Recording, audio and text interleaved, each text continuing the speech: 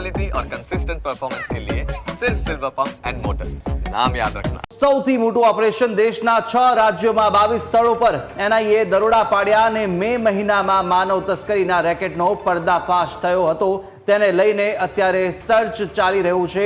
બિહારના ગોપાલગંજમાંથી પ્રહલાદ સિંહની ધરપકડ કરવામાં આવી ચૂકી છે। સમગ્ર રેકેટમાં સામે આવી હતી એમકે ટ્રેનિંગ સેન્ટરના માલિકની સંડોવણી કે જે પ્રહલાદ સિંહ એમકે ટ્રેનિંગ સેન્ટરનો માલિક છે। આની સંડોવણી બાળ તસ્કરીમાં સામે આવી હતી અને તેને જ લઈને ધરપકડ કરવામાં આવી છે। વિદેશ જવા માંગતા યુવાનોને ફસાવવામાં આવતું હતું અને સાયબર ફ્રોડની ઘટનાને અંજામ આપવામાં આવ્યું હતું, જ્યાં સાયબર ફ્રોડની જાળમાં આ તમામ વિદેશ જનારા વિદ્યાર્થીઓ ફસાતા હતા। નોકરી આપવાના બહાને પણ યુવાનોને વિદેશ મોકલવામાં આવતા હતા। વિદેશ મોકલી ફેક કોલ સેન્ટરમાં પણ કામ અપાવતો હતો આ શખ્સ કે જ્યાં 26 મેના રોજ ગોપાલગંજમાંથી પ્રહલાદ સિંહની આખરે ધરપકડ થઈ ચૂકી છે। તો માનવ તસ્કરીનો આ કેસ કે જેની અંદર સૌથી મોટું ઓપરેશન અત્યારે એનઆઈએ દ્વારા હાથ ધરવામાં આવ્યું છે। દેશના 6 રાજ્યોની અંદર 22 સ્થળો પર એનઆઈએ તપાસ કરી રહી છે।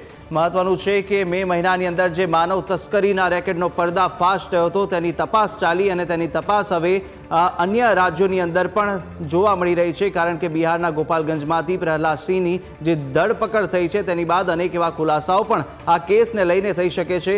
આ જે સમગ્ર રેકેટની અંદર જે એમકે ટ્રેનિંગ સેન્ટર છે તેનું નામ સામે આવી રહ્યું છે અને તેના માલિક જે પ્રહલાદ સિંહ કે તેમની સંડોવણી હતી, જેઓ વિદ્યાર્થીઓ અને યુવાનોને વિદેશ મોકલતા હતા। વિદેશ જવા માંગતા યુવાઓને લોભામણી લાલચો આપી અને ફસાવવામાં આવતા હતા અને સાયબર ફ્રોડની જાળમાં તેઓ ફસાતા હતા। નોકરી આપવાની, બહાર જઈને ભણવાની અને સાથે સાથે કામ અપાવવાની લાલચ આપવામાં આવતી હતી અને વિદેશ મોકલી ફેક કોલ સેન્ટરમાં પણ કામ અપાવવાનું કામ આ સમગ્ર ફ્રોડ ચાલતું હતું। મે મહિનાની અંદર સમગ્ર કેસ સામે આવ્યો, માનવ તસ્કરીનો આ રેકેટનો પર્દાફાશ થયો, ત્યારબાદ તપાસ એનઆઈએના હાથમાં હતી અને વધુ તપાસ ધરાવતા અત્યારે 22 સ્થળો પર અત્યારે ચેકિંગ કરવામાં આવી રહ્યું છે। સર્ચ ઓપરેશન સૌથી મોટું અત્યારે ચાલી રહ્યું છે।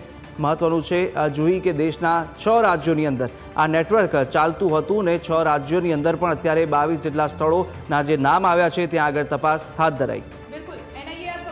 ઓપરેશન પાર પાડ્યું છે। મે મહિનામાં સમગ્ર રેકેટનો પર્દાફાશ થયો હતો અને અત્યારે તપાસનો ધમધમાટ ચાલી રહ્યો છે। એનઆઈએની ટીમ ખાડે પગે છે અને જે મેઇન શખ્સ છે પ્રહલાદ સિંહ, જેની ધરપકડ કરવામાં આવી હતી અને હવે વધુ તપાસ કરવામાં આવશે। કેટલા સમયથી આ રેકેટ ચાલતું હતું, કેટલા લોકો આનો ભોગ બન્યા છે, તેને લઈ અને તપાસનો ધમધમાટ શરૂ કરવામાં આવ્યો છે। માનવ તસ્કરીના કેસમાં એનઆઈએ આ સૌથી મોટું ઓપરેશન પાર પાડ્યું। આપણી સાથે ઇનપુટ એડિટર આપણી સાથે સંવાદદાતા જય પણ જોડાઈ ચૂક્યા છે। જય, જે રીતે અત્યારે સમગ્ર ઘટના સામે આવી રહી છે, એનઆઈએનું આ સૌથી મોટું ઓપરેશન મે મહિનાથી જે રીતે આ પર્દાફાશ થયો રેકેટનો અને ત્યારબાદથી જે તપાસ ચાલી રહી હતી ને આખરે એક એ વ્યક્તિ પ્રહલાદ સિંહ કે જેની ધરપકડ થઈ ચૂકી છે, અનેક એવા ખુલાસા અને અનેક એવા નામો પણ સામે આવી શકે છે। શું વધુ વિગતો?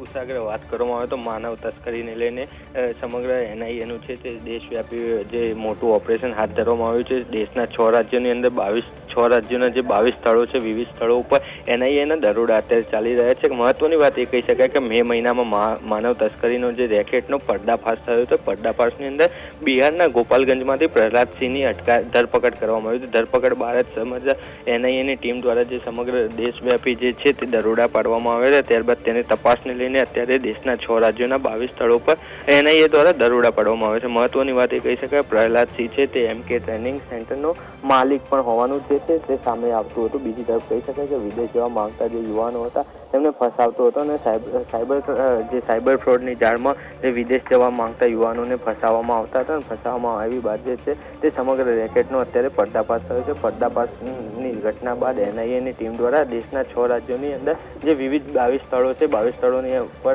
દરોડા પાડવામાં આવે છે। સમગ્ર દરોડાને લઈને અત્યારે તો જે વિવિધ અધિકારીઓ છે તે તેમની ટીમ દ્વારા 22 સ્થળો પર દરોડા પાડી સમગ્ર તપાસ શરૂ કરવામાં આવી છે। જી આભાર જય સમગ્ર માહિતી બદલ।